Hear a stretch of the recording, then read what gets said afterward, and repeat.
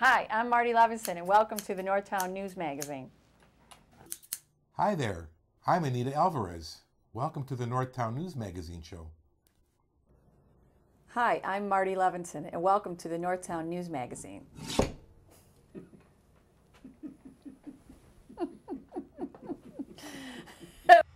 Wouldn't this world be a better place if every single man, woman, and child said, "Hi, I'm Marty Levinson. Welcome to the Northtown News Magazine"? Come on, baby, don't you wanna go? Come on, baby, don't you wanna go?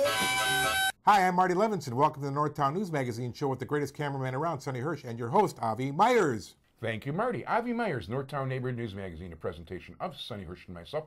Dial us up on the web at ntnm.org. Community policing, we're really big on that. We're happy they are adding an extra officer to, to all the districts in Chicago. Could use about 3 or 4 more, but economic times are bad. But community policing is alive and well in the 24th district. Anyway, it is my pleasure to have. Well, first of all, I should give her a longer introduction because she deserves it. Like she is one of the finest. I have 3 favorite politicians in the world, okay, that I actually think are real human beings and nice people. Okay, one of them, Terry O'Brien, was smart enough to get out. Okay, Jesse White is another well-intentioned guy, even though he's more of a savvy politician than people realize. And the other one, who actually got elected without being encumbered by huge debt and being bought and paid for by other people, actually ran against the powers that be and won successfully. And you know what? I can't emphasize to you enough that not just me, but everybody I know that's actually met her, including my friend Matt Glasser, who sat with her at a Bulls game, is just blown away by the fact that she's a really wonderful, nice, regular human being. And it is a privilege. And also, the person who by far and away did the best Marty Levinson in the history of Marty Levinsons. And we're talking about Anita Alvarez. How you doing? Hi, Ari, how are you? First of all, thank you so much for coming. I'm glad you're here, and congratulations on the 2nd term. Thank you, thanks a lot. And no, it's a pleasure to see you there, and somebody who's not encumbered by all the indebtedness that other people have had. What are you looking to accomplish in the 2nd term? I mean, I'm sure, did you learn, in the 1st term, you used to be the number 3 person in the office. Right. So, I mean, were there surprises? Were there unexpected things that you ran into the 1st term? I think so. Obviously, I've spent my career in the state's attorney's office. I ran for the position because I love what I do. But sitting in the hot seat, so to speak, sitting, as the state's attorney, yes, you do encounter things that maybe when you were 3rd in command, you didn't. Yeah. And I think for me, the challenges in my 1st term, number 1, were budget, and having to deal with the fact that everybody's suffering, the economy. Hopefully now, let's hope it's starting to turn around. But in the first 4 years of my 1st term, that was our biggest issue, I believe, is first of all trying to maintain what we do and the services that we give to every resident of Cook County. The fact that public safety is a number 1 concern for everyone who lives here, and what we do, and having to take the hits that we have taken, so to speak, the budget cuts that we did in those first 2 years have really left some long-term, issues for us in the office. So that's been probably the biggest challenge, is being able to continue to do our job, and in some respects do more with less. Yeah, how big a cut in personnel did you have to encounter? This year we didn't take any personnel cut, which is great. So that's why I'm saying I'm hoping that's a sign of the economy turning around. But last year we lost 75 people on our administrative side. It's a lot. That's a lot of people. That's a real lot.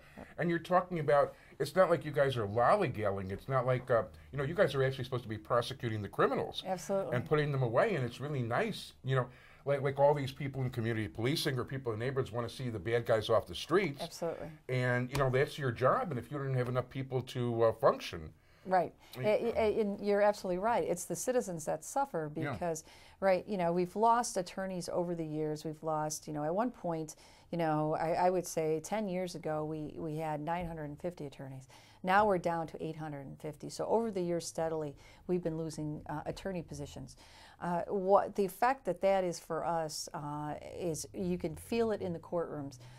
On the misdemeanor level, we normally would have 2 assistant state's attorneys assigned to a misdemeanor court, sometimes 3, depending on the branch. Because, and you know, like branch 29 over at Belmont and Western is hopping every day. Yep. And some of these branch courts are busier than others, it's just true. But in some of these branch courts now, on our misdemeanor level, we're down to 1 assistant. Wow. And when you're down to 1 assistant, and misdemeanors, there's hundreds of cases on the call per day. You know, how is that assistant going to have enough time to talk to you as a victim, if you're there on a case as a victim, and prepare you for perhaps it's a trial, and then get to the next case. You know what I'm saying? Yeah. So I believe it's the citizens that get shortchanged when we're understaffed. By the way, you also reminded me I should.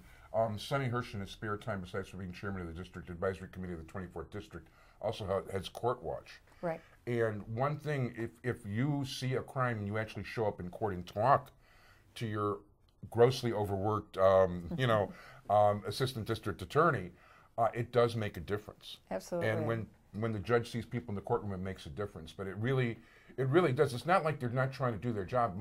I know a lot of these people. A lot of these people are really good people. Mm-hmm. You know, if I really found a lemon, I'd probably tell you. And I think you would. I think you would call me up or send me a letter. I would. I definitely would. But you know, the truth of the matter is, most of these guys. You know, Sonny's done like 4,000 more court watches than I have. I think it's something like 4,002 to 2. I think it's important for the court watchers to be there, and I know I've seen Sonny in court. And there's other case, actually the case that I'm prosecuting, which is the murder of Officer Alex Valadez. There are court watchers that come to that court. I mean, to see every day, every time, even if it's just up for status, they're there.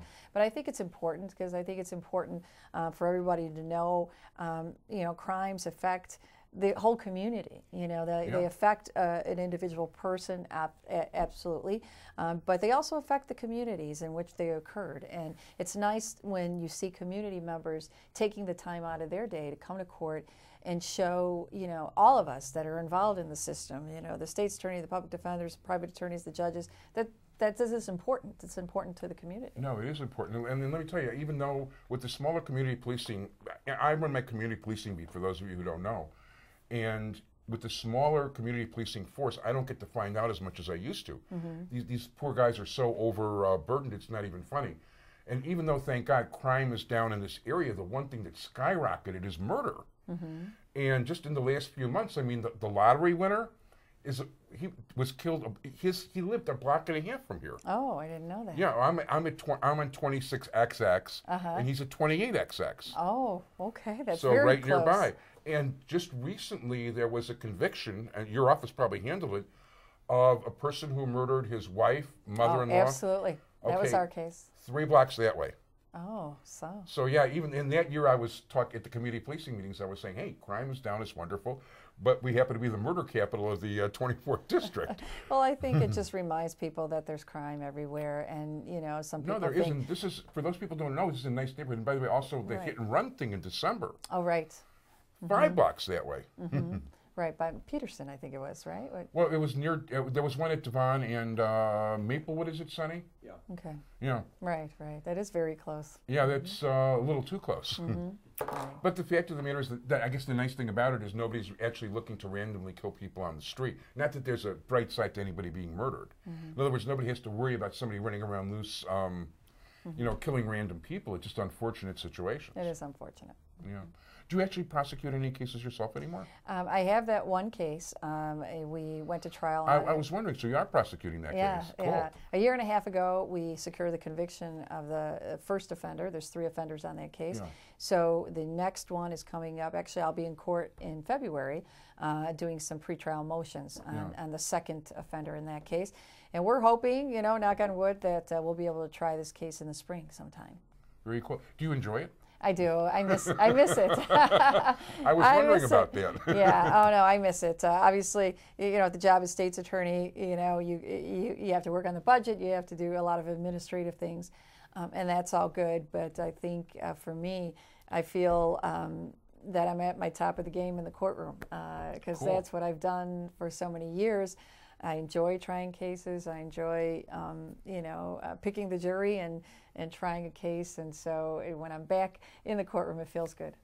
I believe it. I could kind of tell the way you said it. I figured you were doing it yourself, and Right. you were excited. But listen, even when I was publishing a regular newspaper, and that was my full-time job, if I didn't do some writing and get my hands a little dirty in the stuff I started in, right. I just had to do it. You got to go back to your roots, right? Yeah, absolutely. Otherwise, you're going to forget about what it. The fact is, if you're going to be administrating people who are doing the same thing, it's good to get a reminder for what it is you're doing along those lines. Absolutely.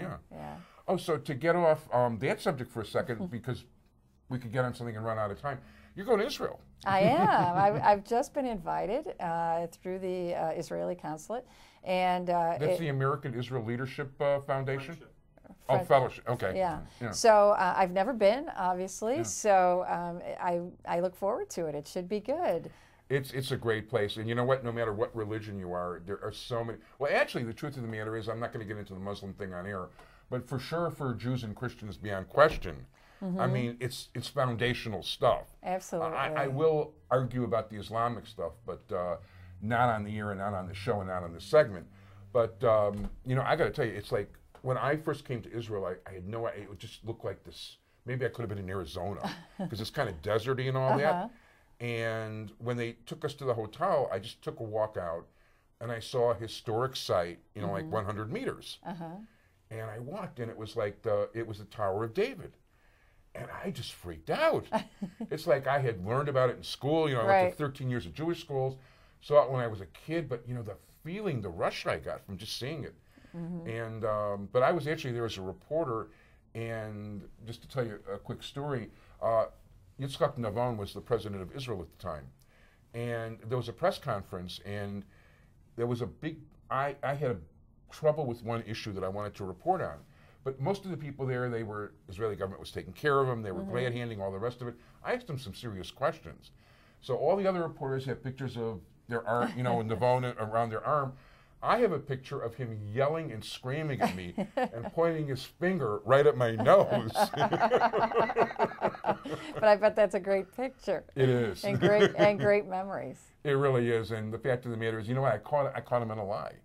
So that was real, and I caught him in a lie in front of 20 other reporters. There you go. So, good for you. Well, he figured he was just, touristy thing, and he was going to, get away with it, and it just doesn't work out that way. No, he doesn't know who he's dealing with, right? Well, I didn't realize it was going to happen that way either, to tell you the truth. I thought he might have actually given me an honest answer. So, things happen. It's not that he wasn't a good president. It so happened that was, listen, almost everybody in politics, of course not Anita, can have problems. So, well, actually, you'll still have problems, but they won't be your doing it. And, in your case, I know you're a good-hearted person. Oh, and by the way, I don't want to, I would be remiss if I didn't mention Sally Daly Hunt and Dan Kirk, who are both here. And another thing I'll say about Anita, of all the people, and see how much I like her. I call her Anita. I should be calling her State's Attorney Alvarez. First of all, she comes light compared to other people. Like when Todd Stroger was here, he probably had like 9 or 10 people with him. Other people come with 5 or 6. So it's not only a leaner staff. The fact of the matter is that it's such a pleasure to deal with Sally and Dan, and almost every time I deal with them, it makes me want to smile because I know they're nice people with good intentions. And you know what? In politics especially, you don't meet people like that. Right. And that you know yourself. I know myself. I've met a few that aren't very nice. Yeah, depending on where I'm at, I may have to pick the knives out of my back afterwards. But, with you guys, I never have to worry about that. So that's for sure. Now, I mean, I want to make sure we hit all the topics. So, one of the things that you're trying to do right now is, the RICO law, which basically, I don't want to say anything I saw off Law and Order or The Untouchables. So, that's one of the major problems people have when they come to community policing meetings is, sometimes the cop not just, this one watches Law and Order, this one watches NCIS, because they get their thing that way. But what is the RICO law? How does it work, and why do we need it here? Right. We're very happy that we were able to pass the RICO bill last summer, and Governor Quinn signed it into law last summer. And so we are working to develop cases under the new RICO statute. The RICO statute, our state RICO, it's modeled after, obviously, the federal statute. And I think we've all seen what the feds have been able to do on their end with RICO cases, particularly in the corruption area. Our statute is very narrowly focused just on gangs and gangs, guns, and drugs. That's the focus of this state RICO. The corruption aspect is not in there. But our goal was, when you look at what we've experienced and what we've seen here in Chicago, the number of shootings, the increased number of shootings, gangs, and what the gangs are getting into. We look and we see, what are we doing? Are we being effective? We win cases, every day. We hold offenders accountable for what they've done.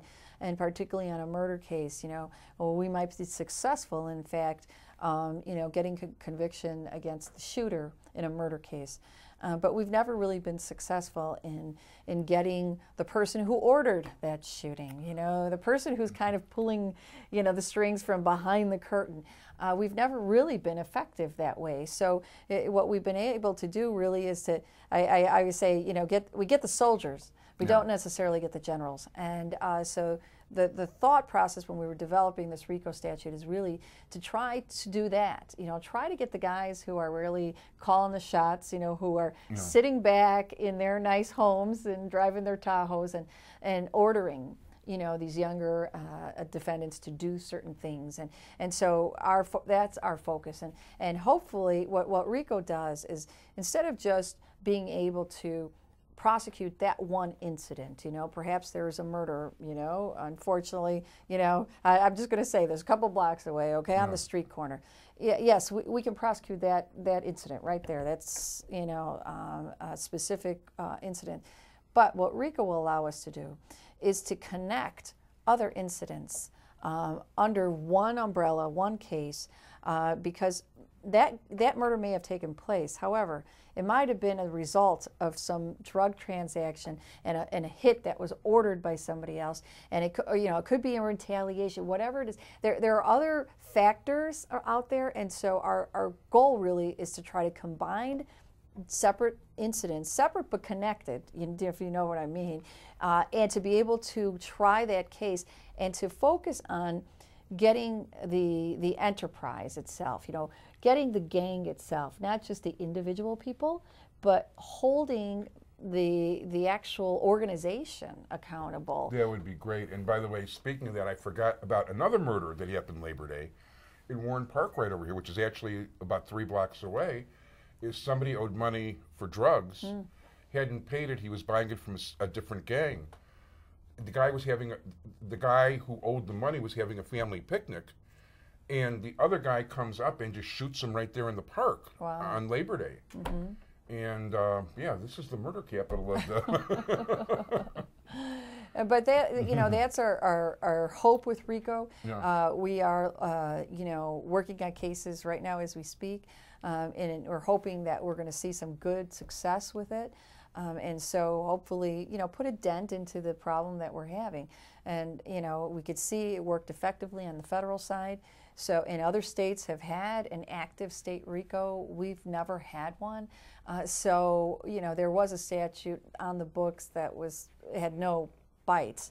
So hopefully this will be a better tool for us. It's a tool for us to use in law enforcement and to really see if we can be effective. The fact of the matter is that gangs and drugs really generate the large majority of crime. Absolutely. And not just here, but throughout the country. Right.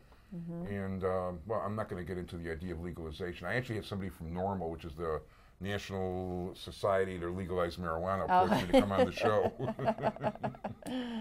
So I don't mind having the guy on, but listen, I'm open to everybody's attitudes, opinions, and all the. Well, not quite everybody, but if the guy wanted to do that with heroin, I don't think I'd put the guy on. There are limits to these things. So. What else? What other kinds of legislation or what things?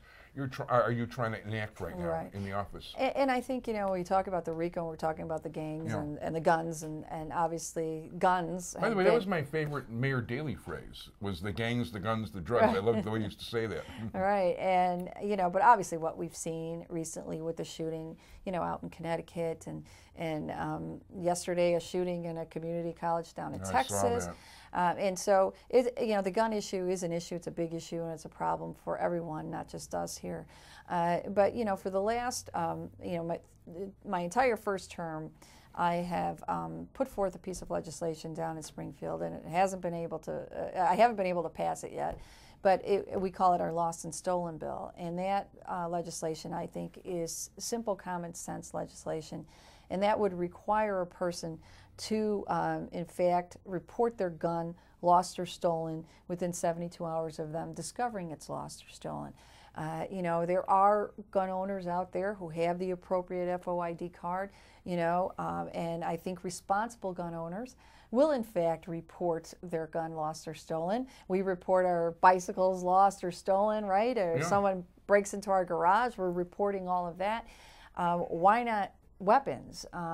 Because what we're trying to get at with that piece of legislation is, holding those straw buyers accountable and responsible for what they do, because we do find people out there who have a valid FOID card, firearms owner registration card, but they're buying multiple guns. And what are they doing with those guns? The guns are being resold onto the street and put into the hands of the gangbangers. Yeah, they have to get somewhere. And that's such an interesting thing that people don't think about, because, listen, I don't have a gun. I personally fired one once because somebody goaded me, and there was a picture of Saddam Hussein on his firing range. So, okay, I fired it, but, I'm just not a gun person. I'm not saying to take away people's liberty or freedom and all the rest of it, but the fact is, you've got all these guns going into the hands of criminals who didn't buy them. Right. And, you've got to do something about, that, and that would be a good idea if somebody has a gun stolen or missing. And even if a gun's in somebody's name, would you also, does the bill include things like if you sell your gun to a private individual, should that also be? There are specifics in there, and in fact, what we're trying to achieve is to get those people who are, not responsible, who are out there buying the guns and then reselling them. Because I think what we've seen is that a murder will be committed, a shooting is committed, and the police get the gun, and then they start doing the ballistics on it, and then they track that gun, they trace that gun, and it comes up to someone who says, oh, that gun was stolen from me, 10 years ago. Was it really stolen from you 10 years ago? We have to, make sure that those people who are out there doing that, will understand that there's going to be, repercussions for what you're doing. And so we need to look at this, I think. You have to look at it in a common sense, kind of a thought, and I don't. Again, we've attempted to pass this. It hasn't. We haven't been able to pass it down at Springfield. We've already filed it again this session. The session just began, so we've already put that in the system. But I know that the mayor is trying to do it the same type of thing through an ordinance, city ordinance. I know the county, too, also was trying to put forth an ordinance as far as the unincorporated Cook County. So, I think everybody's realizing and recognizing this is a good piece of legislation. So hopefully we'll be able to pass it this time. Yeah, you brought up something that I've never asked anybody that I've been dying to ask for years. And you were talking about being able to trace it back through the ballistics. When a gun is sold, I always thought if you want to be able to trace a gun, when the gun is sold, why not fire a bullet, take it, and get the ID on it, because it's a unique thing like a fingerprint, and that way you know exactly where it came from. Avi, how did you know? We've been talking about this, and I'm not kidding you. That is actually an idea that we have had in our office, and we were just what's today? I was talking about it 2 days ago. Yeah. Exactly what you just said, because it would allow us to be able to trace that gun back to who originally bought it. It makes perfect sense. It's kind of like, you know, you buy a car, we have the VIN numbers. There's all kinds of ways to trace that car, right? Yeah. You know, a car could be found in a ditch that's been there for 10 years, yet we'll be able to find out who the original owner of that car was. We have more requirements that would help us with cars than we have with guns. Does that make any sense? No.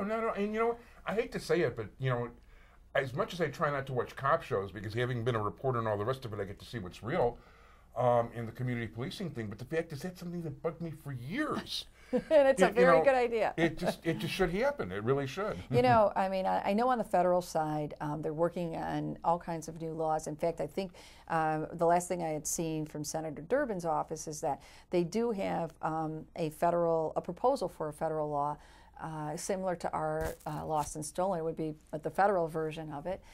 So maybe the feds will be able to pass that before we pass ours, but that would be helpful. But that, you know, your idea, and again, this is something that we've talked about in Well, actually, our I don't want to take credit because you guys thought of it before.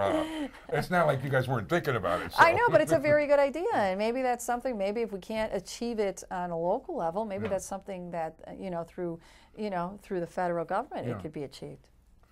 No, that would be cool. But you know what? The trouble is, I think you'd have better chance locally because I think the NRA basically owns most of Congress. That's the problem. And people don't understand either. The NRA no longer really represents the attitudes of as many gun owners as they do the gun manufacturers. Right. Mm-hmm. And that's really who they represent more so than the gun owners. Because most regular people, even if somebody's completely for the right to own arms, they're not necessarily for assault rifles. Right. You know, with somebody was telling me that they were on a firing range. We were talking earlier today. So somebody's there with this thing that's basically a bazooka he's firing away at something. Wow. And perfectly legal. Everything was legal, above board, the whole shot. And I don't know what you need that kind of bazooka for, but right. Or then again, you could go the route of No Country for Old Men with the nail gun. That's actually legal. Somebody actually on Facebook, I was seeing where there's like a submachine nail gun, and the guy was saying from 200 yards you can penetrate 2 inches of wood. Wow. Who knew? So, well, you know, not that I'm advising that. I shouldn't have even mentioned that. I don't want to give anybody any ideas, because you know, even though there's going to be violent no matter what, you know, like television doesn't help. Mm-hmm. Mm-hmm. So I can't imagine that. You know, one story I'll tell you that's really funny. Two of my friends, they would not allow their children to watch television, and they were over at their grandparents' house. They had never seen television. They were like 7 and 6, and they were watching something, and they saw somebody killed, and they started crying hysterically because they didn't realize it was a play and make believe. Right. And the grandparents thought they were nuts. But, you know, actually, if you think about it, you know, like, that's a terrible thing, getting killed. Yeah, absolutely. So, not better things. Minute and a half warning. So, anything you'd like to plug? Or Well, you know, I think we have to, I would like to plug, you know, obviously being the prosecutor, it's our job to handle all the violent crimes and you know, make sure that we hold people accountable for what they do. But we also know that there's a place for diversion.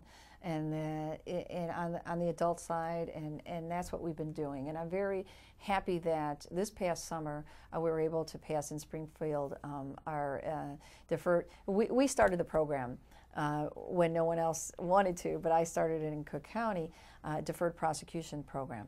And that is really to give people an opportunity, people who pick up a felony offense, nonviolent, that don't have any background. They're given the opportunity. We put them in this program for a year. If they complete it without any violations, we dismiss the case, outright dismiss it. So they avoid, obviously, the felony conviction, and they're able to basically get themselves back on track.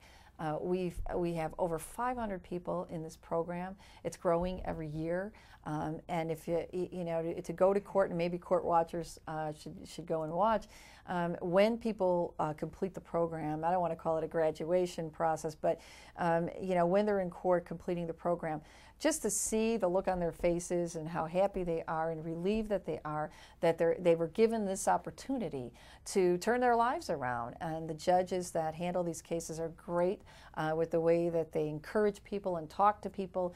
And what we've seen is that we've seen such a diversity of people that pick up cases, young and old and of all races, and to give these people an opportunity to say, okay, look, you made a mistake.